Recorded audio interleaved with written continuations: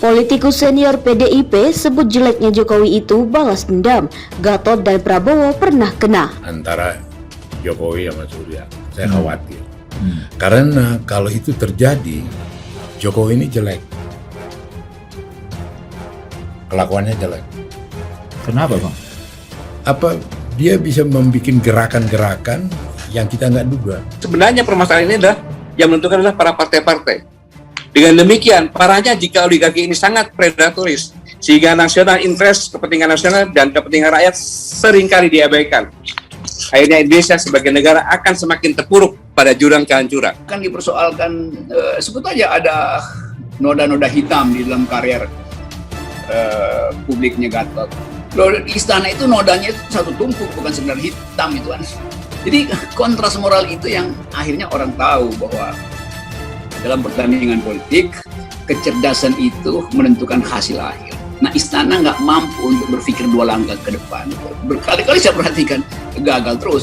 Bayangkan ya, kalau kita punya pemimpin yang bisa punya watak mendendam ya. Apakah misalnya apakah itu terjadi juga misalnya dengan Habib Rizik misalnya? Karena kita tahu Habib Rizik berkali-kali nantang-nantang Jokowi dalam tanda kutip ya. Tapi sebenarnya bukan nantang dalam pengertian berkelahi atau nantang berkompetisi, tapi menantang untuk berdialog kan.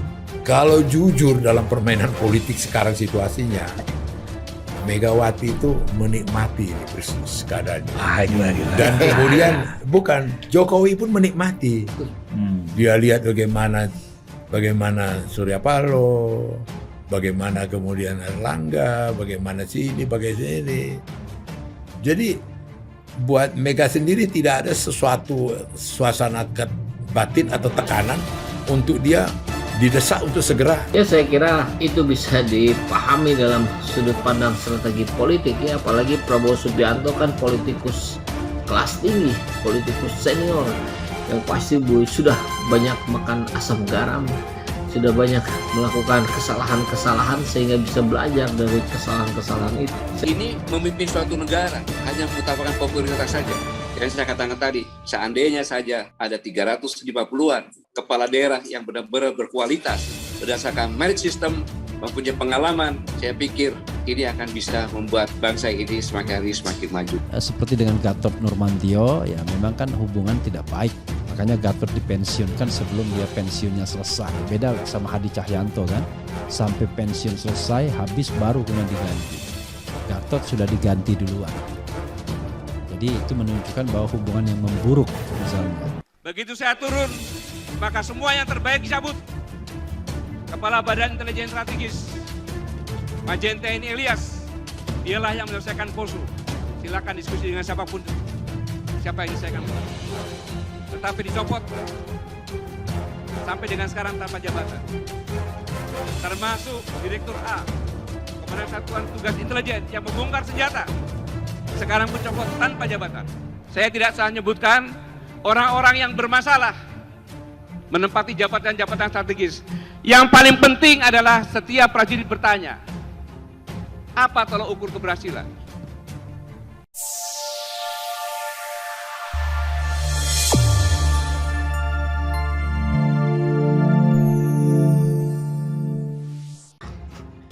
Politikus senior PDI Perjuangan atau PDIP Pandana Baban menyebutkan jeleknya Presiden Joko Widodo alias Jokowi adalah balas dendam.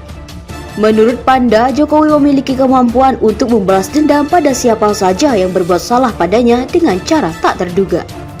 Pernyataan tersebut Panda nyatakan saat menanggapi kemungkinan adanya hubungan buruk antara Jokowi dan Surya Paloh. Saya khawatir hubungan mereka berdua ini tidak berjalan baik antara Jokowi dengan Surya. Karena kalau itu terjadi, Jokowi jelek kelakuannya itu jelek, ungkap Pandana Baban dalam perbincangannya di Total Politik. Dia bisa bikin gerakan yang gak kita duga, semacam sesuatu yang untuk membalas dendam, ibunya. Gatot Prabowo korban balas dendam Jokowi, Surya Paloh selanjutnya. Pada persoalan balas dendam, Panda menceritakan bagaimana perlakuan Jokowi ke mantan Panglima Jenderal TNI Gatot Nurmantio.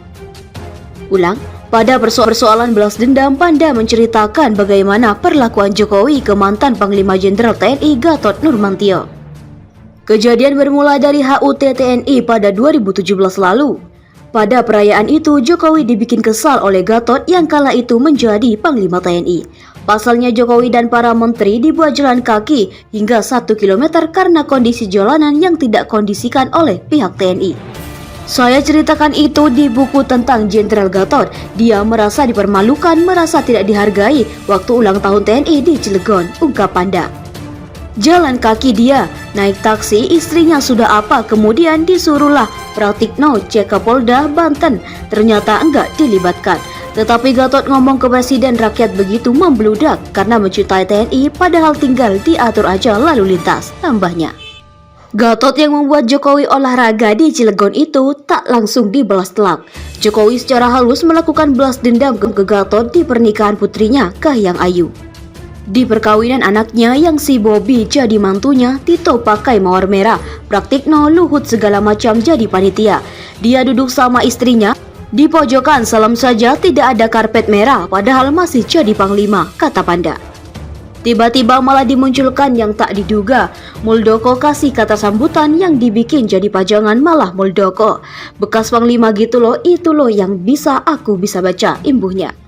Selain Jenderal Gatot, Prabowo Subianto juga pernah kena balas dendam Jokowi. Kala itu Prabowo berkata pada Luhut Binsar untuk tidak perlu membantu memajukan Jokowi sebagai presiden di Pilpres 2014. Prabowo bilang ke Luhut, "Bang gak usah bantu tukang andong itu, mana bisa jadi presiden. Haduh, tukang andong mau jadi presiden," kata Panda menceritakan Prabowo. Kemudian tahu apa yang terjadi, dia bikin acara andong di Bundaran HI keliling 3,5 jam sama CKK. Jadi Prabowo 3,5 jam lihat TV ada tukang andong jadi presiden, imbuhnya.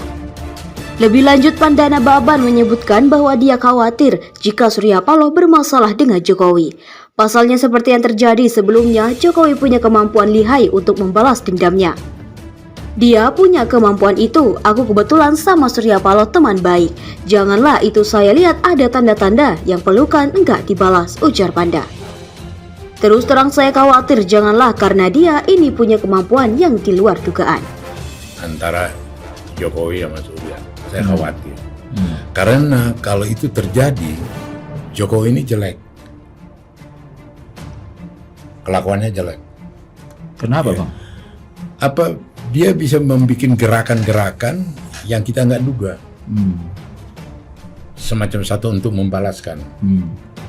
Itu yang saya cerita di buku saya mengenai Gatot, Panglima. Gimana kasih dulu, Bang? Ya toh, artinya dia merasa dipermalukan, merasa tidak dihargai waktu ulang tahun TNI di Cilegon. Jalan kaki dia, Macet. naik taksi, istrinya sudah apa. Kemudian disuruh Pramono Pratikno cek Kapolda Banten, nggak dilibatkan, dicek Korlantas, nggak dilibatkan. Tetapi Gatot ngomong ke Presiden, mohon maaf Bapak Presiden, rakyat begitu membludak karena mencintai TNI. Nggak diatur aja itu lalu lintas. Yang aku bilang dia jelek, one day aku akan balas kau. Dibalaslah itu waktu di ulang tahun perkawinan anaknya. Yang si Bobby siapa itu mantu ya. Tito pakai mawar merah, Pratikno, Luhut segala macam jadi panitia. Dia duduk sama istrinya di pojok-pojok itu. Salam juga nggak ada karpet merah, Panglima. Barangkali ini harus dikembalikan lagi ke PDIP. Tapi ya di sisi lain saya kira kekuatan presiden tentu sangat besar. Dia bisa menghadang, dia bisa menghentikan manuver-manuver dari para politikus, terutama menteri yang sedang mencari celah, mencari panggung untuk kontestasi Pilpres 2024 nanti. Istana bilang Gatot menolak pemberian negara, berarti menolak pengutamaan yang menjadi tradisi di dalam pemberian gelar itu. Berarti dia menolak NKRI? Enggak. Gatot menerima itu tapi tidak hadir. Jadi dia mengerti bahwa itu adalah milik dia yang sudah disiapkan oleh sejarah. Tetapi kalau dia datang ke situ, dia akan dikalungkan oleh Mahfud ada di sampingnya, Pak Jokowi ada di sampingnya.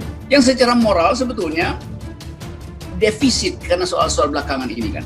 Lain kalau nggak ada problem politik, Gatot mungkin akan datang di situ. Jadi Gatot membaca psikologi publik yang menginginkan Gatot tidak hadir, tapi Gatot juga tahu kalau dia tolak itu berarti dia anti pada negara, karena itu pemberian negara. Jadi itulah yang disebut sebagai memenangkan peperangan hanya dengan pertempuran kecil. Tapi bahkan rakyat jelata, geram, gemes gitu. Kenapa sih nggak bicara-bicara ini? Ternyata kembali ke faktor awal tadi, barangkali kalau menggunakan perspektifnya pengamat yang mengatakan bahwa Prabowo diam untuk mengambil suaranya Jokowi, ya berarti itu strategi yang harus konsisten dia jalankan sampai suatu saat di waktu, di momen tertentu, setelah berhitung dengan para penasehatnya dan ia dapatkan kesempatan untuk berbicara, dia akan berbicara dengan sangat lantang.